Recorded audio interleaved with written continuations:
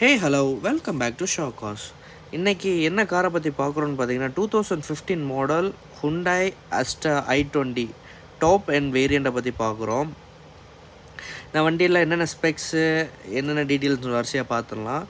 இது ஒரு single owner well maintained vehicle. Customer ரீசெண்டாக வண்டியை ஃபுல் சர்வீஸ் பண்ணி தான் நம்ம கையில் ஹேண்ட் ஓவர் பண்ணியிருக்கிறாங்க. இந்த வண்டி எவ்வளோ ட்ரிவன் பண்ணியிருக்கிறாங்கன்னு பார்த்தீங்கன்னா 89 ட்ரிவன் ஆகிருக்குது.